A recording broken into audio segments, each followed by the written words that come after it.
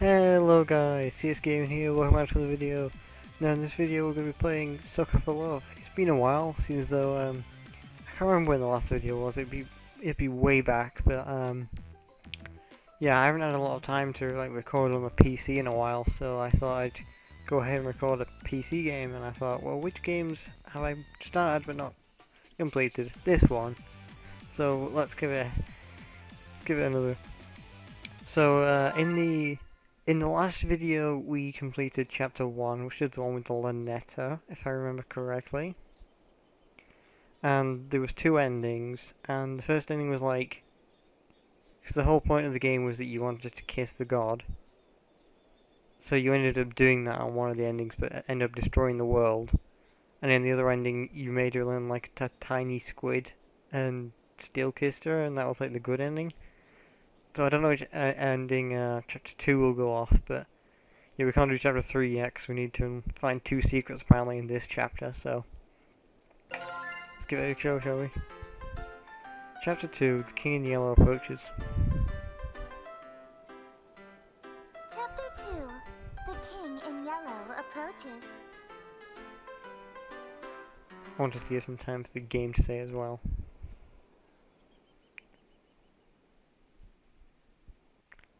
So I think there's usually like an opening cutscene, is there? Yeah. In a world terrorized by slavering shadows and tentacled nightmares, something as innocuous as an additional star in the night sky may be its prophetic promotion of doom. Forever the most lurid golden light of planet Carcosa shines, the long wicked shadow of the King in Yellow is cast. Behind the mask lies an echo of decadence and disorder, masquerades of limitless cruelty and hideous laughter in equal part. And of all the poor devils seduced by the lavish promises of the God King's court, the favoured victims of the King's sadistic amusement are followers belonging to the other deities. Okay, so this is me. I'm presuming there's going to be another character in this chapter, and if they talk, then I will not speak over them. But I'll talk whenever this character is speaking at me.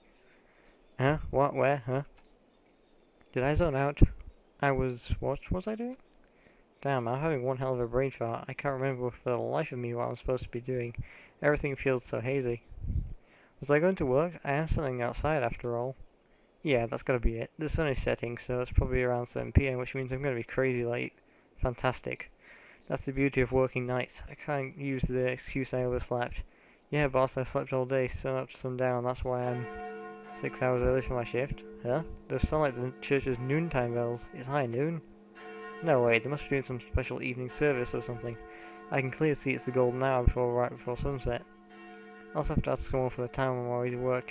If it's not too late and I really hoof it, I'll just get chewed out instead of fired. I still have to deal with being sweaty, but I'll figure that out when I get there. Oh, someone's coming home. Perfect. Fingers crossed I'm not absolutely screwed. Hey man, sorry to bother you. You wouldn't happen to know the time on you, would you? Hello? Hey? Hey? Is this guy ignoring me? Normally I'd say whatever and walk away, but he's unfortunately standing at the only stairway of this floor. And the only way to exit this conversation is to shove past him, but this guy has such weird vibes, I don't want to go anywhere near him. The longer I look at him, this guy seems more and more suspicious. The odd posture is slowly swaying in an uncannily disturbing way. The collar of his shirt looks filthy, stained with splotches of deep browns and reds. Is he bleeding? Does he even live here? This is the top floor, and I thought I've met all of my neighbours. There are only 4 apartments up here. My only choices are to go inside, call the police, or walk past this freaky guy. I don't have time to wait for when the cops show up, so I'll... But as I take a step, I kick something weighty with my shoe. It's bright pink with golden accents. A book? What? Lunetta! But I died. The world ended. The shock freezes me in place, and because I was so distracted, I didn't even notice I duck inside my room, slamming the door in the suspicious men's face. Fumbling with the locks, in a panic I managed to turn the deadbolt. I take a few fearful steps back into my room, clutching the book to my beating chest. I died. I definitely died when I performed the final ritual, so why am I still here? Where is here? Locked in my room, I have nowhere to run. Lunetta! Lunetta! If Lunetta was here, she could explain this. Maybe there's something in this book that can save me. I just need to hurry. Come on, Lunetta, where are you? Lunetta, huh? Who is this? Lynetta you're trying to... Missy, what are you doing in my room? I remember her. She was in the previous chapter. We kind of slammed the door in her face. I just so happened to overhear you saying, Lynetta, where are you? You sounded like you were in trouble, so I let myself in. How did you even get in here? Your window was open. Huh? No, it's not. And either way, I'm on the top floor, so how did you... Lynetta sounds like a girl's name, right? This Lynetta is obviously the girl you stood me up for, isn't she? What is her deal? I knew she'd be pissed I slammed the door in her face, but not so much that she wouldn't notice any of the things obviously wrong here. Why didn't she care about those freaky things stalking me outside, although my room is full of evil idols and ritualistic tokens? I can explain all this stuff. Let me guess. Accursed devices used to channel eldritch magics and do the bidding of outer gods. Well, yeah, exactly right. Did you just randomly guess No, that? I've just been playing coy. I know exactly what you've been doing. You know what this is, don't you? It's the golden version of my book. The book I used to perform the rituals for Lynetta. Hers looks way more ornate than mine. Considering I ended reality with mine, I can't imagine how dangerous hers must be. Wait a minute, the sky, that suspicious man outside. They all match Missy's book. Is she making all this happen? Oh god, when I expected her to do something crazy, I thought she was just gonna show up with a hatchet or something. Missy, look, I'm sorry, I got wrapped up in something. Please don't. Sorry? You're sorry? Why are you acting so afraid of me? Could it be that you know what this book is capable of? I know all too well, but I also know that these incarnations take at least 5 seconds to pronounce, and if she gets it right on the first try, so worst case I have 5 seconds to stop her. If I dash a ritual knife behind her, I might be able to kill her before she does something terrible to me. I won't kill the girl just if she tried to summon something. If I distract her, I might be able to buy myself more time. Missy, look, I'll do whatever you want. Anything? I can be rather demanding. Name your price. So bold. In that case, I have 3 commands. Number 1, you'll address me as Your Highness from now on.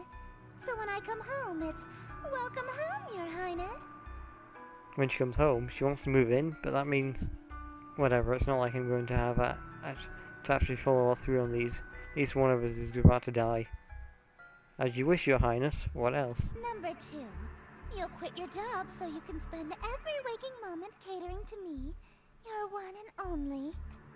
Sure, whatever. Just a little bit more until I'm sprinting in range of the knife. And number 3, you'll obey every order and whim I have, absolutely, without question. Do you agree to my terms?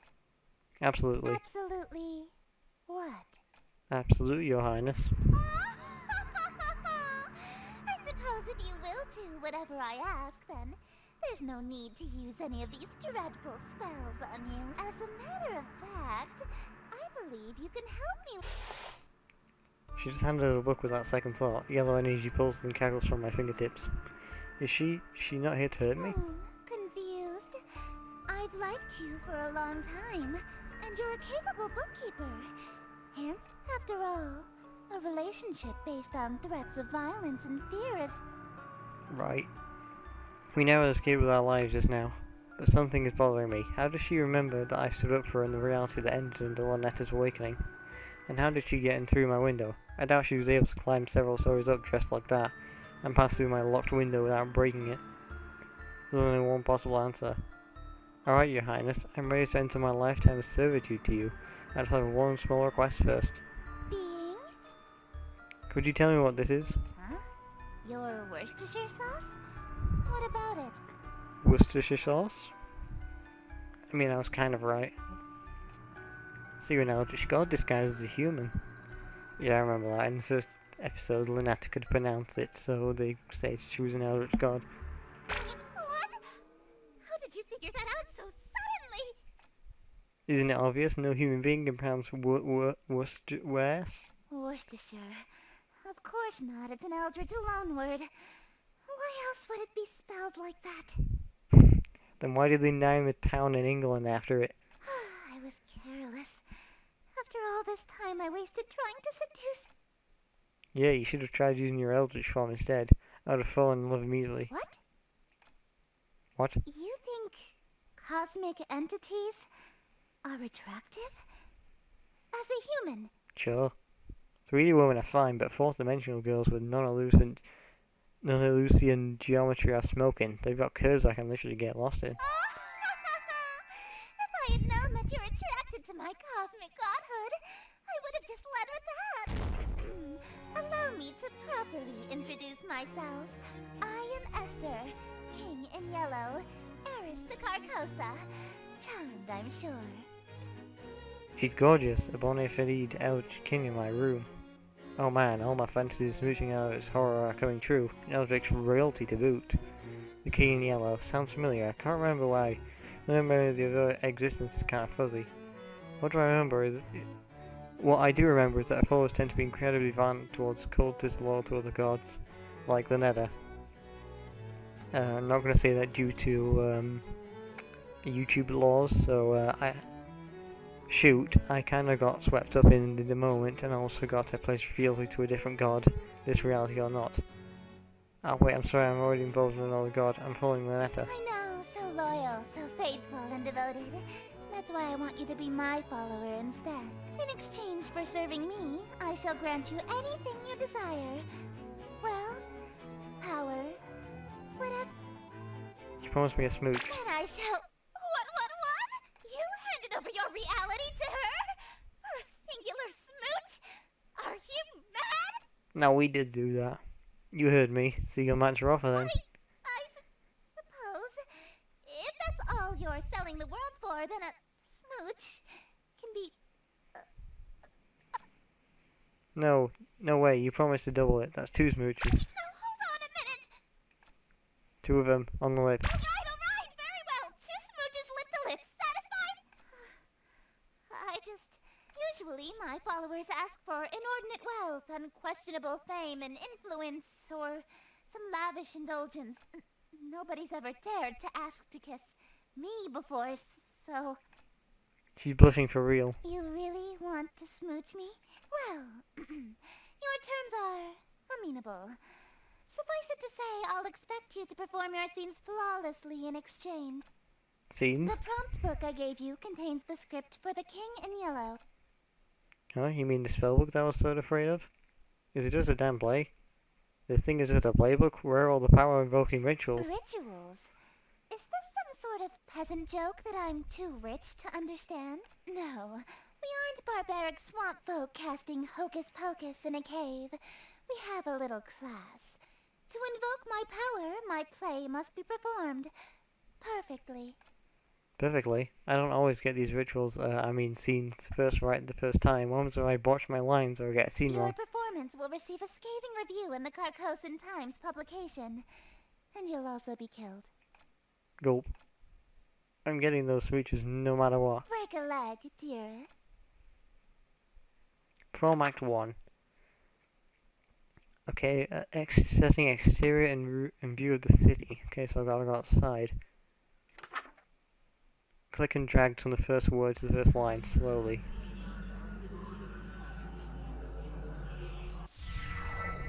Greetings, stranger, fortune fellow, 'tis a party for which I below. I invite the King in Yellow, so come all ye in ye till.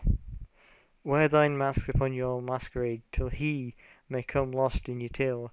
Hope for us they may be still. Shadows lengthen, dim streets darken. To the curfew thou must hearken. Why so loudly dost thou bark in the dim city of Yatil? Only much attention, quite unwholesome, you'll instill from the souls of poor Yatil. Why attract so much ill will? Okay, gotta do the next one.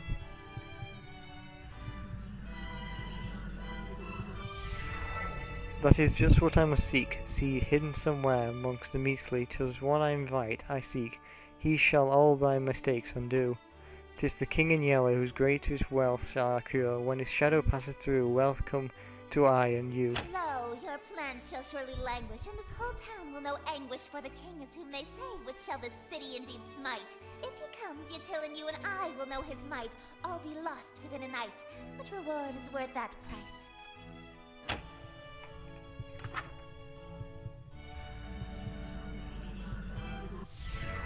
Wearing this expensive clothing, pardon from my family's loathing, till lasting till I'm decomposing all my friends whose strife I've caused.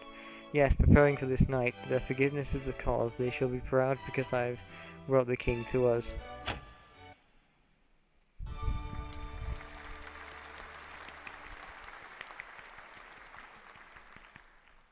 Bravo! Simply splendid. I thought I did great. Why thank you, that was actually pretty fun. I haven't gone to flex my acting chops since high school. You're no stranger to the stage, I can tell. Yeah, I was a theatre kid. My school did Macbeth. A virtuoso of the bard, are we? If you've performed Shakespeare, then you must be an actor of sufficient ability. Tell me, what role were you? I was a tree number 4. I wasn't aware that was a role. It's not. You weren't even the leading. Ah, don't worry. I was actually Macbeth. I thought you said you were a tree. Acting. Oh, you are good. Oh hey, what's happening to you? She's flickering. Don't fret, dearest. Something is simply passing between my planet's light and your bedroom. A cloud, perhaps. You know the proverb, wherever the golden light of Carcosa shines, the shadow of the unspeakable one is cast? It's a literal rule. I I didn't can know only that. be wherever the light of my planet star Carcosa shines. In other words, I can't reach you at nights when you're not standing in natural light, or if anything obstructs your view of Carcosa. That explains why Missy had such a weird daytime curfew. She'd literally vanish when the sun sets. What a Cinderella-like curse. That also explains how she got in my room. My window may have been locked, but the curtains were open, allowing the light in. She just can't get into my room if I close my curtains. Aw, I was quite enjoying my time with you. I wanted to stay a little longer. Alas, parting is such sweet sorrow. It may be some time until your sky clears. Until then, I bid you adieu. Well, looks like I have one hell of a choice to make. Lynetta hasn't been summoned yet, and Esther is stuck outside for the moment, so I have a moment to collect my thoughts. Between Lynetta and Esther, who do I want to smooch? Or maybe miraculously, who am I more afraid of? Do I stay with Lynetta, or do I follow Esther this time around? She is often twice as many smooches after all. I need to pick up my choice. If I want to stay with Lynetta, then I should focus on casting my spells from her book. If I want to smooch Esther, then I should open my window again when the clouds clear and use Esther's book. And if I try and go for both, well, walking down the middle of the road is bound to get me run over. As long as they aren't both in the same room at the same time, I should be safe, right? Oh man, what am I gonna do? Either way, I need to talk to Lynetta. She might be an avatar of world-ending calamity, but she might be able to help me get out my head straight. Speaking of my head, why does my forehead feel kind of sticky? Yeah, it's 'cause she kissed my head. From the calling ritual. Okay, we know this. Draw your curtains. Obviously not to let Esther in. Turn off bits of light. Light raised by candles. Turn off. And I think it said... Did it say wear the bracelet as well? Yeah. When all's complete, chant this. I'm not going to read it out again, because I did it last episode. Darling, it's you! Hey Lynetta. It's nice to see her, despite everything I've been through so far. Sure, she may have ended the reality I was from, but she never lied or deceived me in any way. She told me up front what would happen, and I did it willingly. That said, I'm really glad you're here, but can you tell me what happened to me? That world that we're in day to day? That reality fell to me. Nothing there exists anymore. Like a dream that ends. Just as I thought, only... Then why am I still here? Why did I survive when the rest of that reality didn't? Oh, darling, don't make me say it. It's embarrassing. You're still here because I'm still dreaming about you. Everything in existence is being dreamed about by at least one eldritch god. So as long as you're on my mind, you'll exist. That's actually kind of sweet, in a terrifying cosmic way. What would happen if every god stopped dreaming at the same time? What if you all woke up at once? Including all of the gods, would cease to be. And that can just happen at any time? Nah, don't worry. There's about 50 of us total, so the chances of all of us being awake at the same time are low. Nope, there's only like 50 of you in all. She probably knows Esther very closely. Kind of a big family, huh? Family? Do you know Esther? Esther. Darling, I thought I told you not to mention other women while we're together. Especially not my sister. Sister? I can't stand that prissy little boyfriend steal. Don't have a great relationship with her. Absolutely not. We've been fighting over planet's in followers for eons. It wouldn't be a stretch to call us nemesis. Hey, thanks for doing good. Dinner must be awkward, haha. Darling, what's that on your forehead? Oh, it's probably because we have the kiss on our forehead. That's what? It looks like a lipstick mark. That's not from another god, is it, darling? Because if it is, well, you die. No way, did Esther leave a kiss mark on my face when she kissed me? I should have checked the mirror prior, so so Lynetta. It's what? come on, man, bullshit it. Damn it, I meant to say shoot. Hopefully YouTube doesn't kill me for that. Say something. It's ritual paint. Ritual paint? Yeah, it's one of the steps needed for your rituals, haha. Oh, real? Yeah. Which ritual? It's a secret. I'm going to pretend that this lipstick mark came from a human girlfriend. But from now on, if you contact another god, I swear I'll... You wouldn't care if I had a human girlfriend? Of course not! Why would I care about that? When it's a race against other gods to amass as many followers as possible, expecting your followers to be celibate is a bad move. For Grammy Roxanne, it's actually a requirement that you start a big family. Grandma Roxanne? I'm sure you've heard of her. She's got the most followers. Fertility goddess, you Funny say? ideas, mister. There's no telling what I'd do if you cheated on me with a family. Gulp. Esther. Looks like the clouds haven't cleared yet. I won't be able to see it right now if I wanted to. For now I should work for Lynetta's spells again. Eldritch Hand saved my, what's the best way to say this? Booty? Like pirate booty? Last time, I better cast that warning just in case I'm unable to talk again.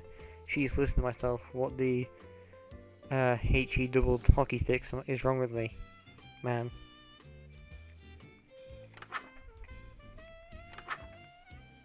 Okay, bathroom where no robes or amulets. Take the knife.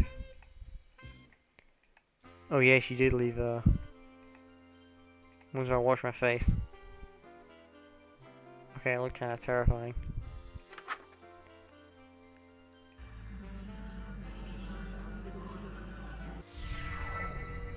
I'm not reading that. Shoot, it's still as unnerving as I remember. In this reality, it's just my hand now, forever. It's such a nice day outside. It's a little dry for my liking, but why don't you open your window? Oh no. No, wait. What? What is it? You sure you want to do that? What do you mean? I mean, don't you want to shower first before you go out like last time? Huh? Why would you... Oh no. Don't tell me. Do I still smell like the ocean? Just a tad salty. Heavens below. I'm so sorry, darling. I'll be right back. No peeking, but I love you. That was a close one. If she opened that window, Esther would have come out of being goner. Looks like the clouds are cleared and the letter's out for the room. If one of the day Astor, it's go time. Otherwise, if I want to stay with Lynetta, I need to make up my absolutely sure that the window never opens ever. It's time to choose. From this point onwards, my actions will have consequences.